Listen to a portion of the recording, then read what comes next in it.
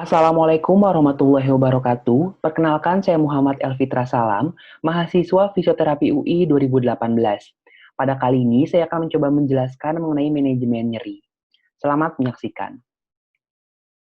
Menurut International Association for the Study of Pain, nyeri adalah sensasi sensoris dan emosional tidak menyenangkan. Umumnya berhubungan dengan kerusakan pada potensial aksi. Nyeri juga dipengaruhi oleh berbagai faktor lain seperti faktor biologis, psikologis, dan sosial. Secara umum, nyeri diklasifikasikan menjadi dua, yaitu nyeri akut dan nyeri kronik. Nyeri akut adalah nyeri yang berdurasi pendek, sedangkan nyeri kronik adalah nyeri yang berdurasi panjang. Nyeri kronik dibagi menjadi nyeri nosiseptif dan nyeri neuropatik. Nyeri nosiseptif dibagi lagi menjadi nyeri somatik dan nyeri visceral. Kedua nyeri tersebut mempunyai karakteristik yang sama, yaitu berupa nyeri tajam. Nyeri somatik terjadi pada kerusakan persendian atau kerusakan otot, sedangkan nyeri visceral terjadi pada kasus appendicitis, angina, menstrual cramps, dan lain sebagainya. Sedangkan nyeri neuropatik adalah nyeri yang terasa seperti terbakar ataupun kesetrum.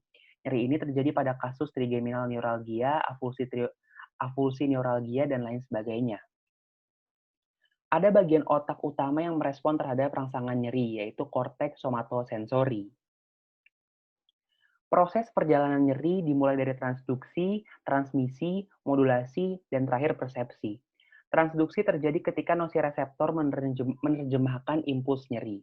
Transmisi terjadi ketika impuls dialirkan ke medula spinalis.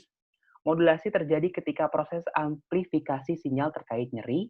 Persepsi terjadi ketika seseorang sadar akan pengalaman nyeri yang dirasakan. Secara fisiologis, nyeri dimulai ketika rangsangan nyeri diterima oleh nosireseptor yang selanjutnya akan dilanjutkan ke medula spinalis melalui dorsal horn. Rangsangan nyeri kemudian akan masuk ke substansi abu-abu medula spinalis dan bertemu dengan second order neuron. Second order neuron akan melanjutkan rangsangan nyeri tersebut menuju ke awalan ascending tract, yaitu di bagian anterior spinothalamic tract atau lateral spinothalamic tract. Selanjutnya, rangsangan nyeri akan dilanjutkan ke medula spinalis bagian atas, ke pons, ke midbrain, dan akhirnya sampai di talamus. Di talamus, rangsangan tersebut akan bertemu dengan third order neuron. Third order neuron akan melanjutkan rangsangan nyeri tersebut menuju korteks somatosensori, sehingga nyeri dapat dipersepsikan.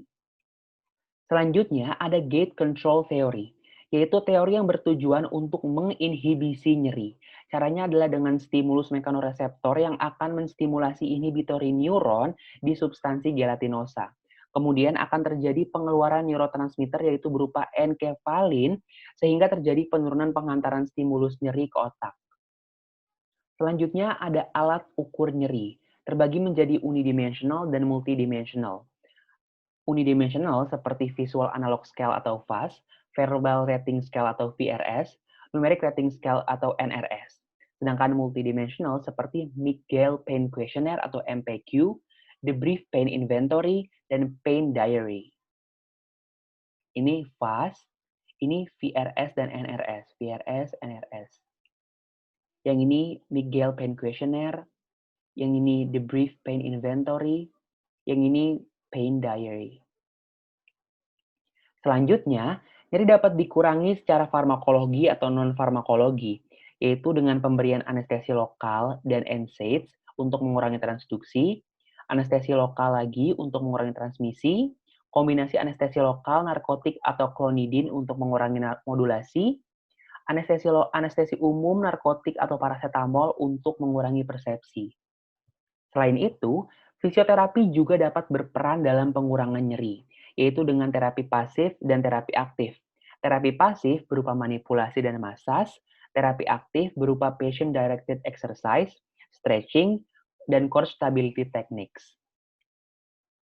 Sekian dari saya, semoga bermanfaat dan dapat diimplementasikan di keilmuan fisioterapi. Terima kasih.